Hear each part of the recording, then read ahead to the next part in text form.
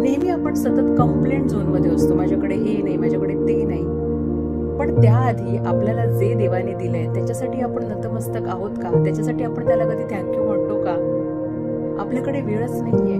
पण तुम्हाला माहितीये, जेव्हा आपण आपल्या आयुष्यात ज्या गोष्टी आहेत, ज्या देवाने आपल्याला दिल्या आहेत, त्याच्यासाठी त्याला थँक्यू म्हणतो, तेव्हाच आपण आपल्या आयुष्यात अजून गोष्टींना अट्रॅक्ट करतो.